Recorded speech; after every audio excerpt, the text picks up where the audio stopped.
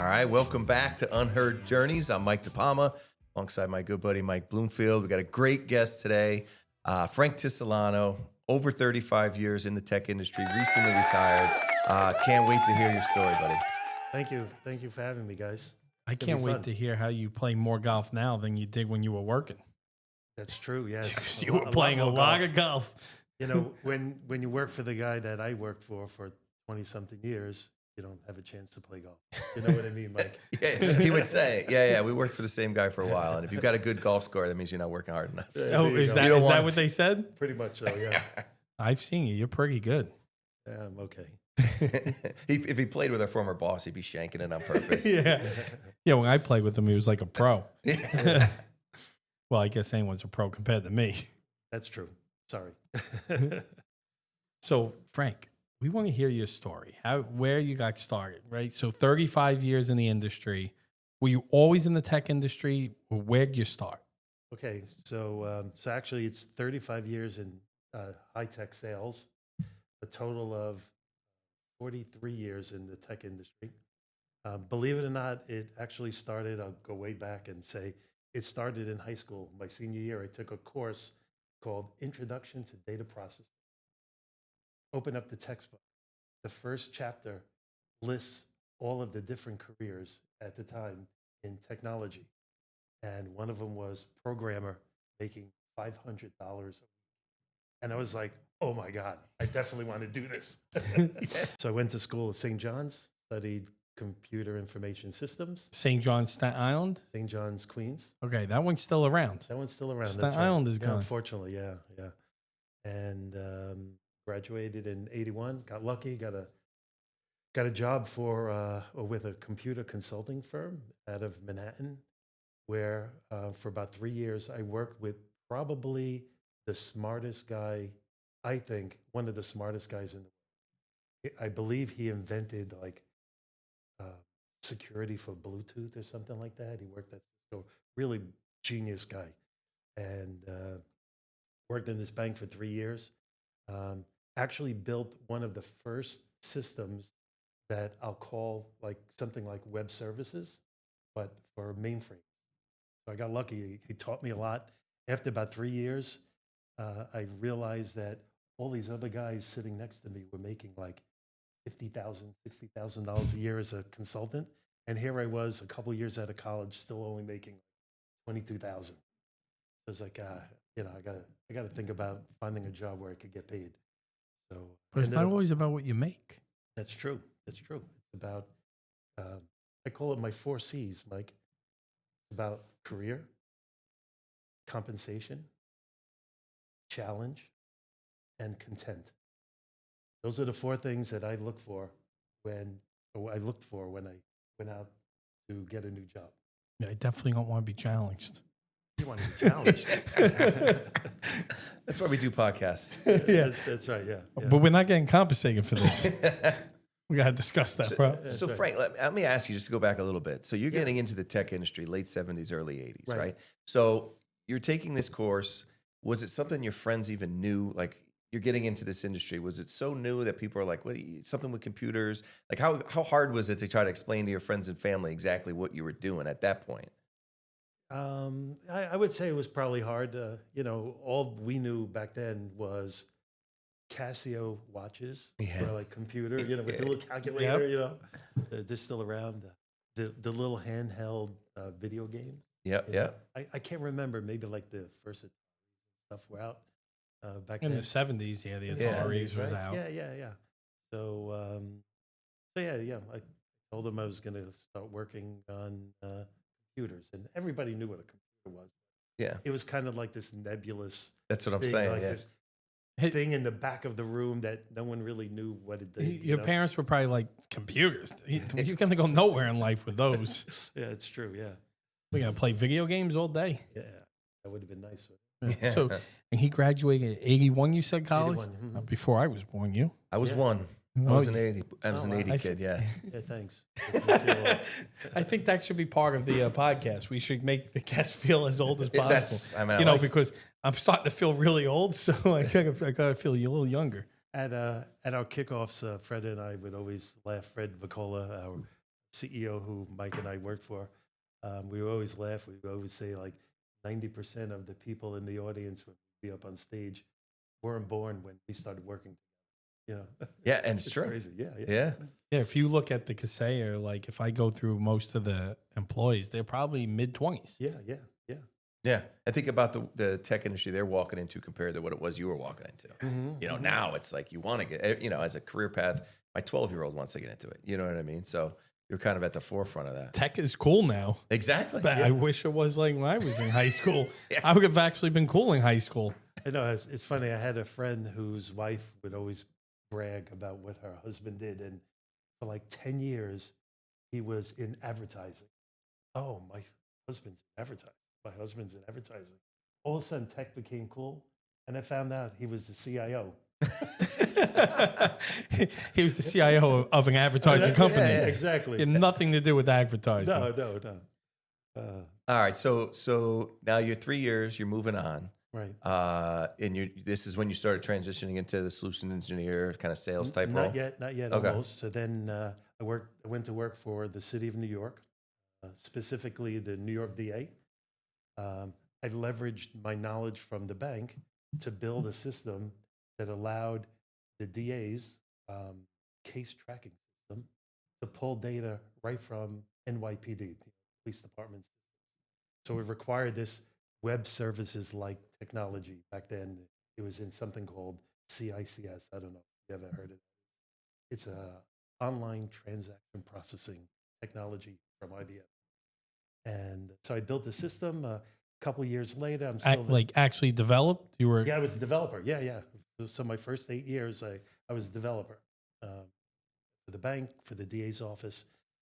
One day, we started using the city of New York's data center, and their technology of choice was a development language called Natural, Software AG.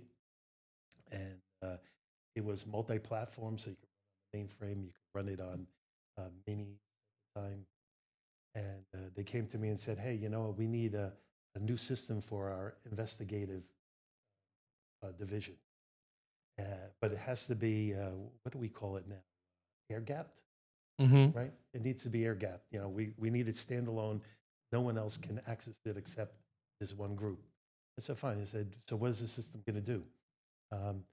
We're going to subpoena phone records from all the phone companies, ingest it into the system, and then run analytics against it to determine patterns. Like if Joe calls Vito, who calls Anthony, and that happens 3 times in a row. They were building their RICO cases. Exactly right. So I built this system and this technology called Natural. And one day, the sales guy from that company came to me and said, hey, you would make a great sales engineer. What the heck is that? What's a sales engineer? Well, the technology that you built these systems on, you get to sell it, you get to play with it every day. I was like, I'm in. Yeah. But now, when you were with the city, were you a city worker or a consultant? No, city worker, yeah. So you gave up the pension to go work for the private sector? Yeah, I did, yeah. Because there was the 3 C's didn't fall except for life. Yeah. So I bought into the whole commission thing. Right. Yeah. Earned some big commissions. So, Yeah.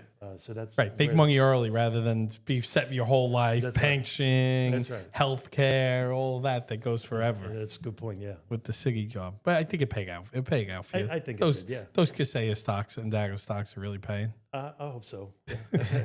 So who were you selling to? Like, who was the client then with this new company? For that company, it was all enterprise companies and K through 12, state and local, all companies that had mainframes. Yeah. Right, because you developed that for the NYPD, so they were selling probably all government agencies, other police departments, all that. Right. How long were you there? So I was at Software AG for about 6 years. It was rough at first because they didn't tell me that I would be standing up in front of people. So that initial shock of doing that was pretty traumatic. I didn't think I would make it.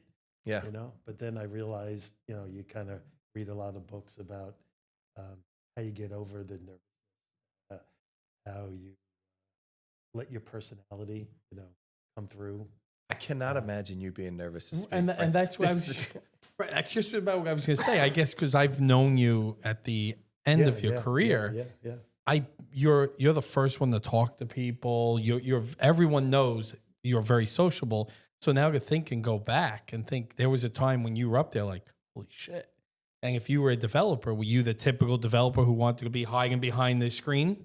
That's exactly what I thought, and that's why I loved that job at first. It was like, yeah, no, it bothers me. I don't talk to anybody, but I guess I was an extrovert in introvert clothing. Maybe I thought I was introverted, and I projected that. Hey, I'm going to say this. I haven't been in sales a long time. That's a tough industry. You're selling to a notoriously cheap group when you're talking about government agencies and K-12 and all that.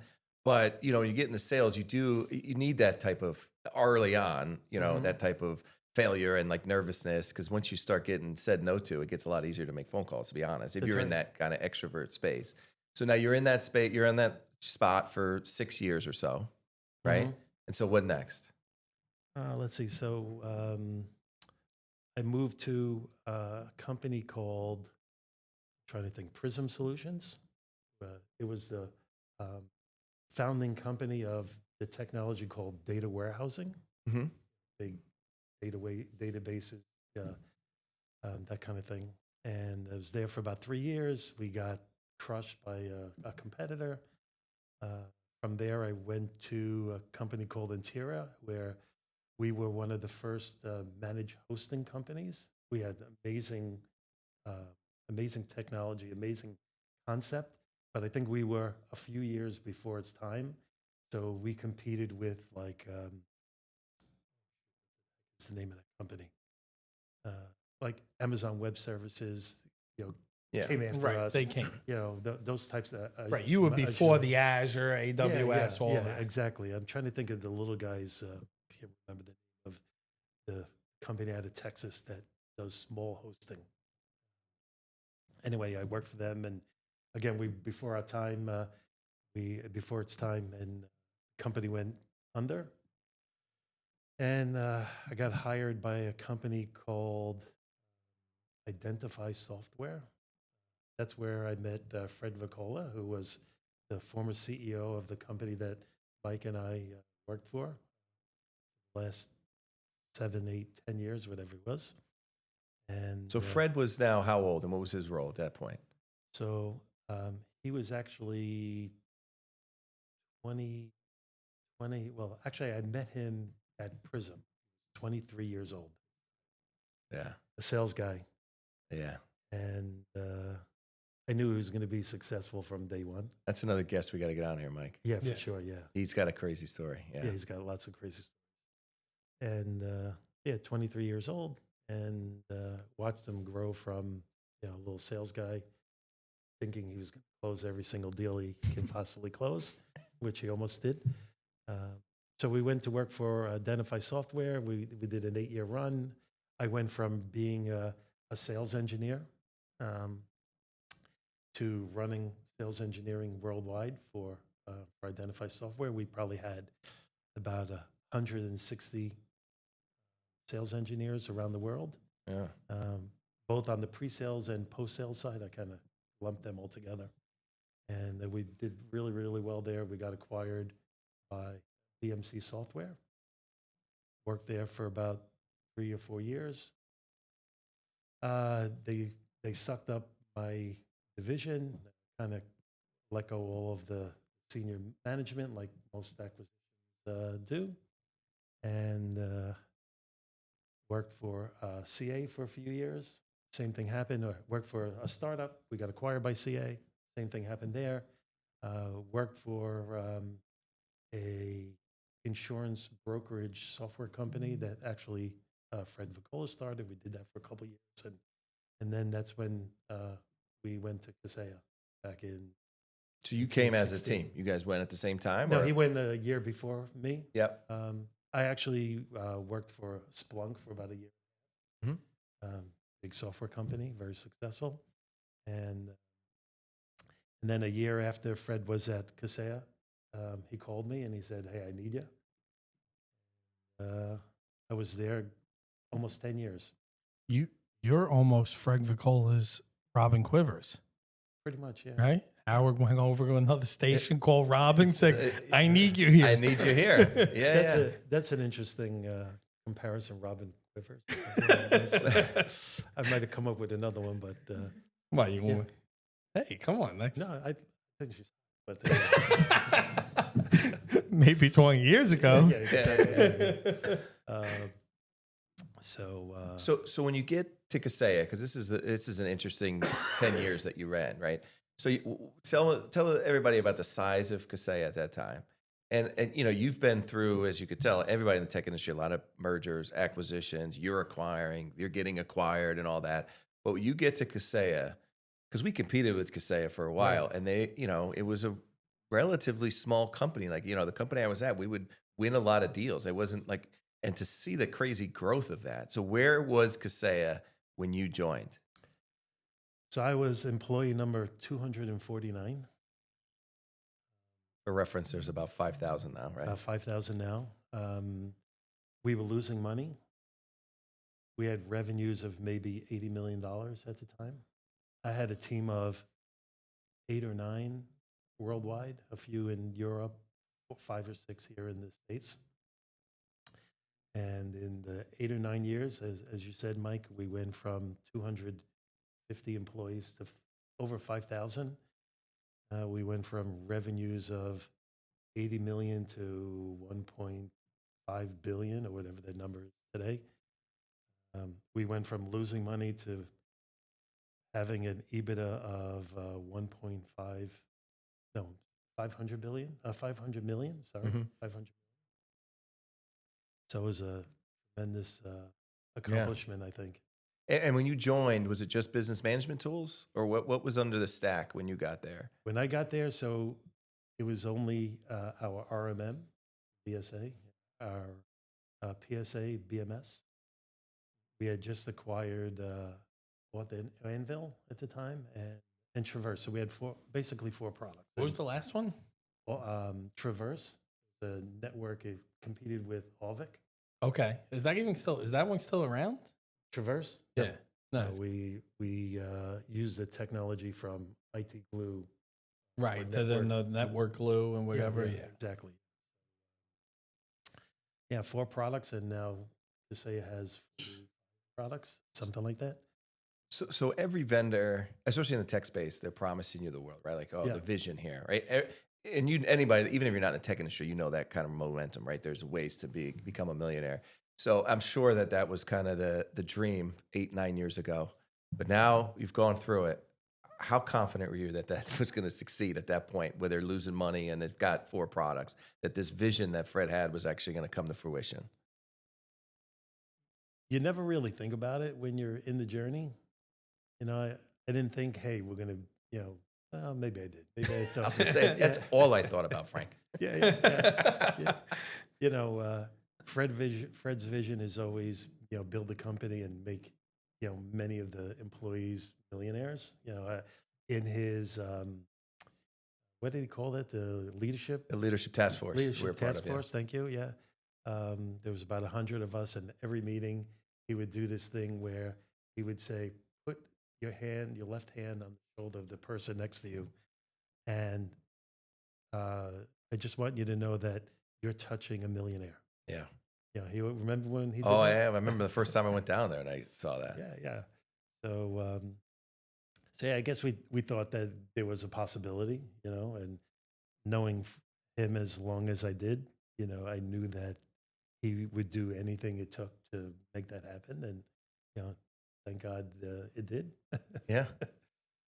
The first time I met you, so I worked for a company called Datto, and we got acquired by Kaseya, and we all went down because it was 2 months later. Maybe we were down at maybe a month after the acquisition. We were down at your big, large event. We had the mid-year meetup. And we brought all of our executives. It was like, I wasn't going to go. They bring everybody down there because we're going to meet everybody.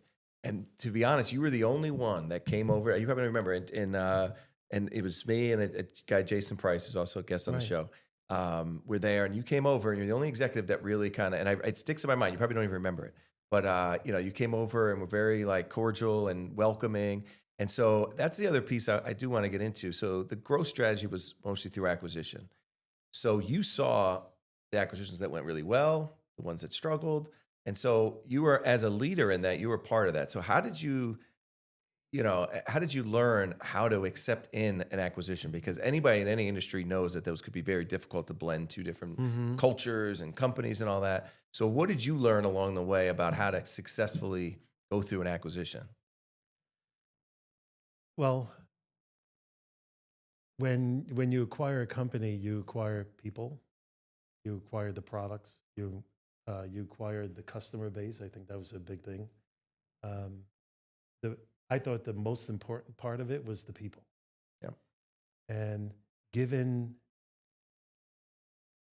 people's perception of who Kaseya was and who Fred was, I felt I needed to be the person that went out of my way to make people realize that that outward perception that people had about our CEO and our company is completely different from who we really are.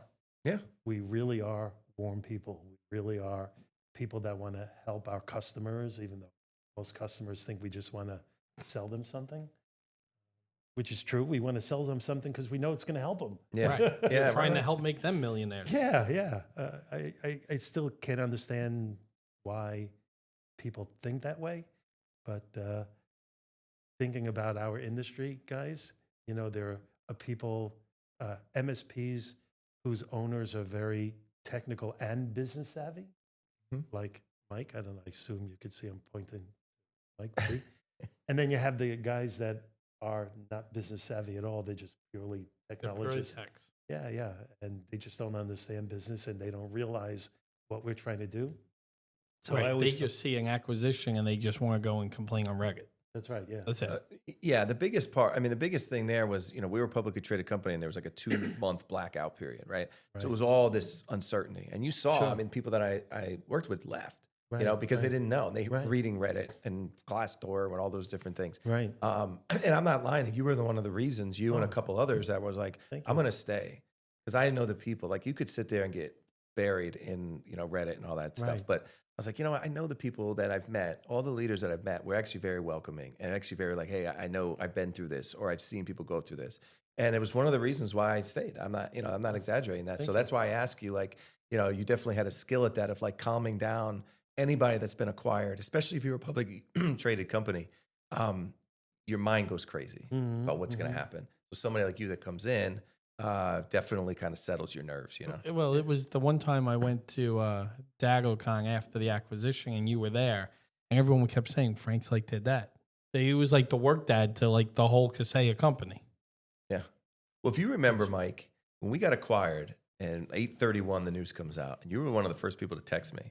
And you gave me Frank's name, actually. You were like, really? hey, and I swear to God, he was like, hey, I got a good buddy that works there, Frank. You should reach out to him. Told him to pay me for the content. And at the time, I felt weird. Like, I'm just going to reach out to this executive. Like, I didn't know, But then within a month, I met, and I remember saying, like, oh, you have a mutual friend in Mike and all that. But yeah, you were the one that told me to reach out to him. Yeah. Yeah, because he, I met, where I meet you? Probably 2 years before the acquisition, right? When was the acquisition? It was 2022. Yeah, so I met you right before COVID. So I met you in 2019, which is a crazy story too. So my brother-in-law worked for me at the time, and he was wearing, I think it was a Rapid Fire Tools shirt, and my mother-in-law posted a picture on Facebook, and he's wearing a Rapid Fire Tools. You go and message my mother-in-law and say, why is your son wearing a Rapid Fire Tools shirt? That's the company I work for. And she's like, oh, my son-in-law owns some IT company. Put us in touch because you went to school with my father-in-law, right? That's right, yeah. In elementary school? Elementary school, 5th to 8th grade, yep. So went to school with my father-in-law. So he messages me on Facebook, hey, I got your, from your mother-in-law. I'd love to learn about your company. Comes here. I don't even know if at that point, no, we were still in the... we might have still been in the house. No, you're downstairs. We were downstairs at that point. Yeah. So, because, we moved in here like 3 or 4 months before COVID. He comes, we meet. He goes, okay, what are you on? I'm like, I'm on ConnectWise. He's like, well, I work for Kaseya, and you're going to move to this. Still got that sales in it. We'll give you the best possible deal, and hopefully save you, tens of thousands of dollars. And we're going to give you the best deal. I'm going to put you in touch with someone, but you're going to move, and it's going to be the right thing for you. And literally moved, and it worked out because we did all the move at the beginning of COVID, right? That's when we moved in VSA, BMS, and everything. But that's when and then we were in lockdown, and you were watching. I had those stupid Facebook Live shows. Oh, yeah. I was on it, yeah. And he was like our best guest. He was always watching and commenting, and that's when. And it's so funny because when you realize relationships, as disconnected as we were during COVID, there were so many relationships that were made during that time. Oh God, yeah. Right, because some of my best friends now, I wasn't close to them until being in COVID and talking with them and that. And that was really like where we, because you might have helped us and then you disappeared into the sunset. But because COVID, now we were chatting, we were commenting back and forth. So that was a crazy story. And and I knew how great he was. And that's why when the merger happened and I the acquisition, I knew, I remember messaging you being like, hey, here, this guy is over there. He's a top. You definitely want to talk with him. He's a great guy, you know. And by the way, speaking of Mike acquiring all of Kaseya's products, he said, just can't get rid of data. I was like, come on, our product's so much better. I can't get rid of data. I did tell him. I have such a good relationship with this guy, Mike DePalma over there. I that's the 100% only said product, that. honest to God. I said, I'll go everything else, but you're not taking my BCDR. And he's like, you don't want to look at, it was Axiom, I think, right? Or was it Unitrends? Unitrends. You don't want to look at Unitrends? I'm like, no. He's like, and then even when you put me in touch with the salesperson and I said, everything is on the table. You can show me everything except for BCDR. Don't even waste my time. It's you. That's also what comes down to relationships. I mean, it's a big well, and that's what I said. And it really does in terms of vendors. I consider you guys partners, and that's why when you look at it, when I heard about the acquisition, some people were like all worried, flipping out. And me, I looked. These are two companies who I have partners with, I have friends with. I'm like, okay. To me, I'm happy they're going together. Now, of course, with every acquisition, there's some loss and stuff.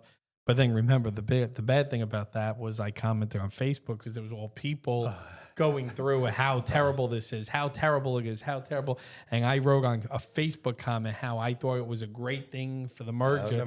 And the next thing you know, I was being subpoenaed to talk to a lawyer about the acquisition. I didn't know that. Yeah, I can tell you. Yeah.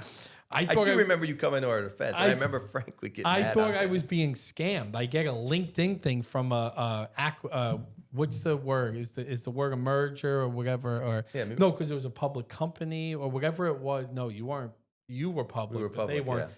But I get this LinkedIn message. Hi, got your information. See you're in support of. We like to speak to you. And this is like a lawyer for the government. And I'm like, I'm being scammed. So now I'm like looking, researching.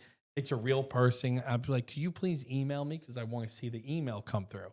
And the email comes through as the U.S. government. And I had to be interviewed by, I think it was 7 lawyers on the acquisition. That I think it would be a monopoly based on that, or their competition. Like literally all because I went and said, I think it's great. I'm glad that. I was like, what the hell? That's right. I remember that was, and now I'm like, I call my lawyer. I'm like, is this something I need a lawyer for? He's like, oh, they just asking you questions. Yeah. He's like, you don't own the company, right? I'm like, no. He's like, yeah, you're fine. Own the company. But yeah, so you have a crazy story that, spans 40 something years, and you were in the tech industry before it was sexy. Yeah. If you are. So you paved the way for us. Now, the industry is that when you go to colleges, how many people are trying to go for this industry, right? And you have the new boom of AI, right? Yeah. Now everyone wants to work in AI and this and that. You did this before it was cool, but you are cool. When I started, I think there might have been like 10 technology companies, big companies in the world. And at the time, and this isn't like a bragging thing, but I felt like I knew the most important technologies in the world, Yeah. And I had those skill sets. And now there are million software companies of yeah. different types. And, people still come up to you and it's like, oh, you've been in the industry for 40-something years. You must know do you know about this? It's like, no. How can I possibly know I get about that everything? question all the time. It's not possible. It's the same way I'm in IT. People ask me if I could fix everything. Anything that has technology or electrical, we should be able to fix. I stopped telling the Uber drivers I was in IT because you're trying to fix their computers while they're trying. Well, what I got to do? Oh my God, my phone. Can you look at this? Yeah. No, I'm in construction when I'm in an Uber. Awesome. I'm taking, believe it or not, I started taking Tai Chi a couple of weeks ago. Is that right? Yeah, first day I'm there. He goes, I'm having a little problem with my clock. He had a digital clock on his wall in his dojo. Like, you think you could change the time for me? Because time changed a few weeks ago. He doesn't know how to do it. So I was like, Fix it. You look like a genius. Changing the time. Yeah, however, until next week, he's saying it's the next tech problem. Oh, I know. Hey, the microwave's not working. You think you can take that apart for me? The dryer's not drying as well as it used to. that's right. That's a computer, isn't it? Oh, it is today. All right. Well, that was an amazing Unheard Journey. We thank you for being a guest. Anything you want to say before we let you go? Thank you, Mike and Mike, for having us. Yeah, I was gonna say that, and thank you for your friendship and the relationship we've had over the years. Hopefully, it continues. I'm glad, Mike, you came by, and Jason, got to see you guys again. Yeah. This guy I see all the time. So, That's what happens when you live like a half a mile away from me. yeah, really, yeah. So thanks for having me. This is fun. And that's another episode of Unheard Journeys. Yeah, looking forward to seeing you next time. Frank, you're the best. Appreciate it. Thank and you. Good stuff. Make sure you like and subscribe.